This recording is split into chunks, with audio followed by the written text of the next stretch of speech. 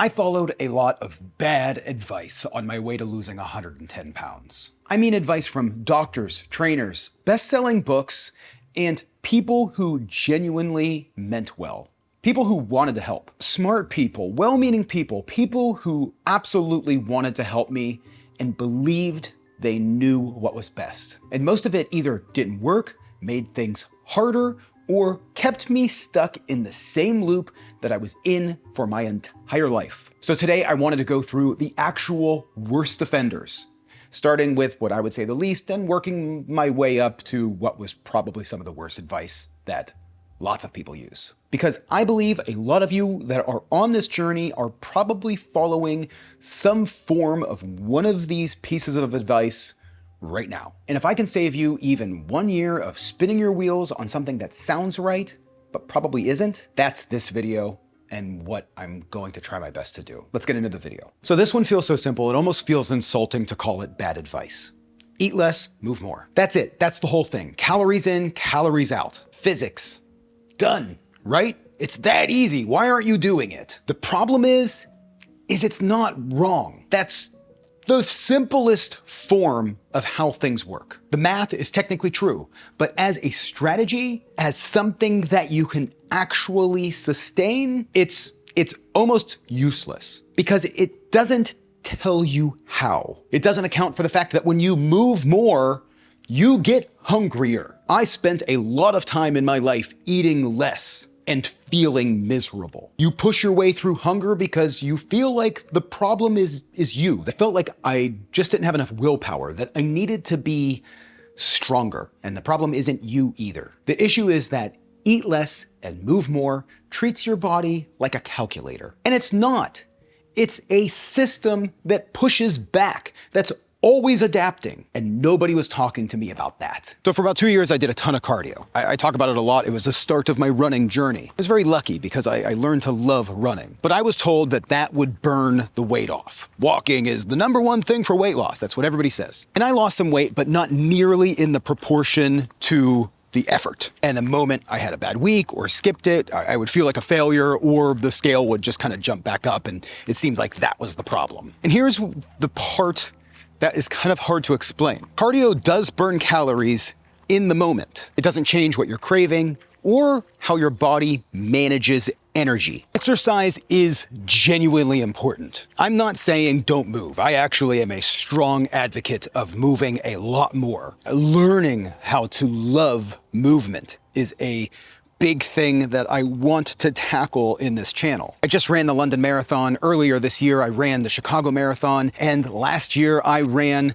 the Boston Marathon. I never imagined that would be my life. Never could have imagined running a marathon, running more than a couple hundred feet. But the version of me that is currently lighter and more in shape is not lighter and more in shape because of the marathon running. The running kept me healthy and sane. I go on walks now for peace and enjoyment. The cardio, the walking, the running, that's a different job than weight loss. Using cardio as your primary weight loss strategy is kind of like trying to empty a bathtub with a cup, except the faucet's still running. You can do it, but it's gonna be really hard for no good reason. Now, #3 actually means a whole lot to me because I really believed it. And I know a lot of people that do. I hear it constantly. I did low carb, I did it seriously. I cut the bread, I cut the pasta, cut the rice. And I lost weight at first, and I lost it fast.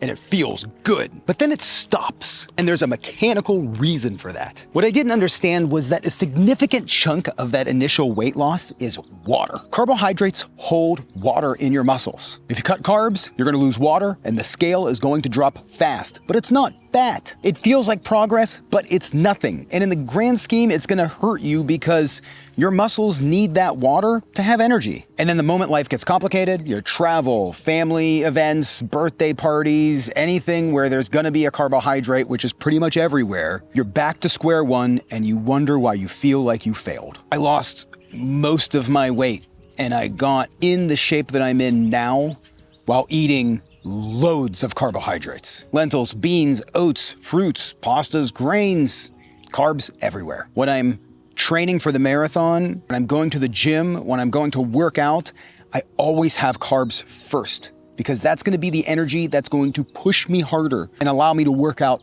better. Carbs everywhere. Your body runs on carbs. I tried to push this one through, and I hope this one really sets in. You do not need to cut carbs to lose weight. That is horrible advice. Now, next up is the 2 worst pieces of advice, but first let me tell you about today's sponsor. You have seen me talking about Miracle Made bed sheets for over a year now. I don't know how to talk about them any other way other than saying how great my sleep is. I always say in the ad, if you're waking up too hot or too cold, I highly recommend you check out Miracle Made's bed sheets. And that's because Miracle Made sheets are inspired by NASA. They use a silver-infused fabric that are temperature regulating so you can sleep at the perfect temperature all night long. And that silver actually helps prevent up to 99.7% of bacterial growth. So that leaves your sheets feeling cleaner and fresher 3 times longer than other sheets, along with fewer odors and fewer wash cycles. And they feel nice, if not nicer, than sheets used by some 5-star hotels. They are incredibly comfortable without the high price tag of other luxury brands. I used to wake up in the middle of the night either sweaty or freezing or just really uncomfortable until I found Miracle Made's bed sheets.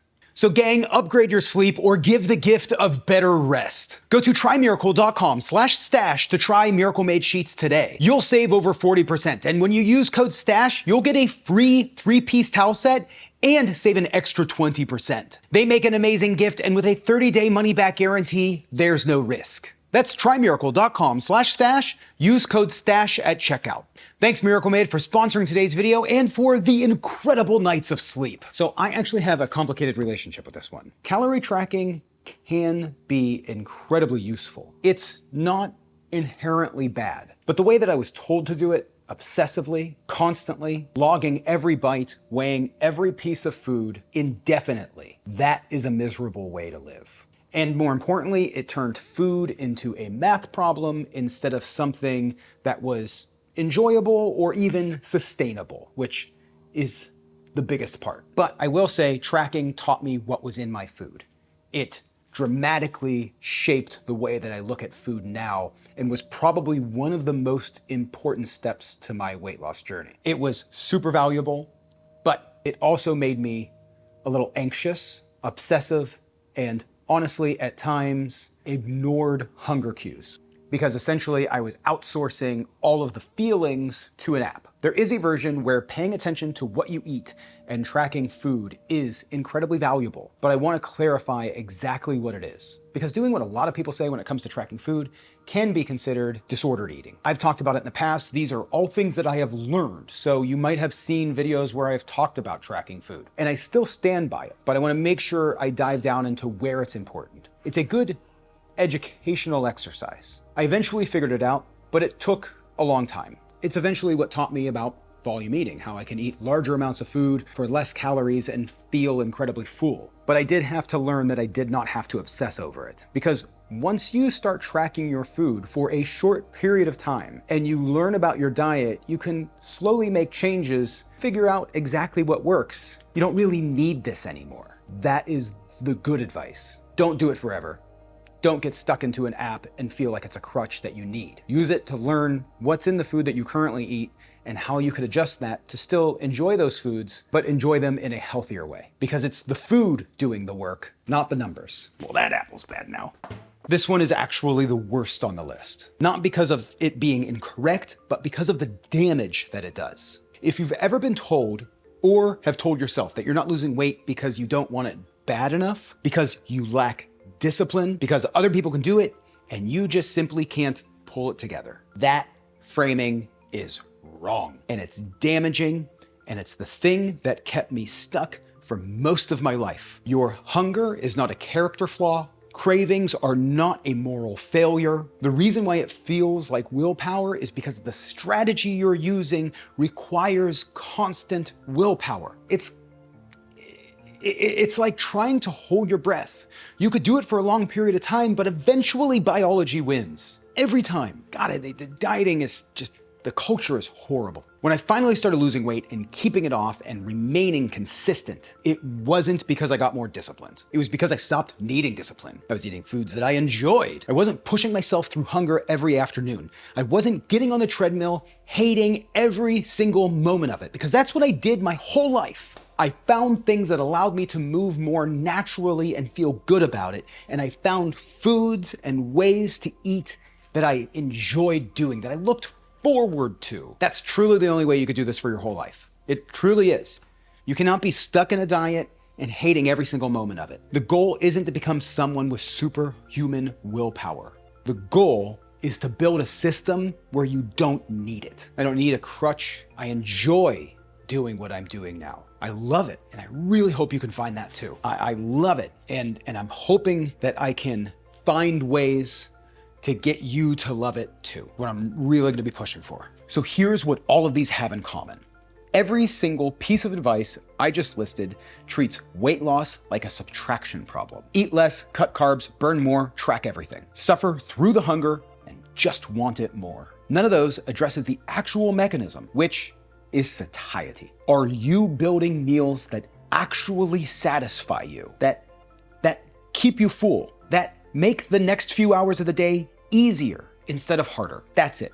That's the thing that eventually changed everything for me. One of the things that is going to keep the weight off for the rest of my life, the thing that is going to stop me from ever going back. Not a specific food, not a specific diet, not cutting anything. Just, does this food do its job? Does it keep me full long enough so that way I'm not fighting hunger all afternoon? The breakfast that I showed you in the last video, 2 pounds of food for 500 calories. That does its job. That's not a trick. That's just understanding volume, calories, and building a meal that makes the rest of the day easier. A lot of you in the video asked me questions about different substitutions, and that's what I want to try to get across. So you can learn how to build your own volume meals, not copy exactly what I did. Because once you learn that, then you can change this for the rest of your life. If you haven't seen it, I've linked this video here at the end, because that's the other side of this video. That's the part that works, not what doesn't work. And I also kind of want to add that I'm not saying any of these to make you feel like my weight loss came from following some of this bad advice. I'm saying this because I think so many people have this feeling that they failed at weight loss or they failed at health. But it wasn't necessarily just the advice that was bad. It was the entire structure. The whole plan was flawed from the beginning. And if you're in that place right now where you feel like you're failing at weight loss or things just aren't sticking, try to look and see what a lot of those pieces have in common and realize that it is not you. You can do this. You can get through it. I know how hard it is.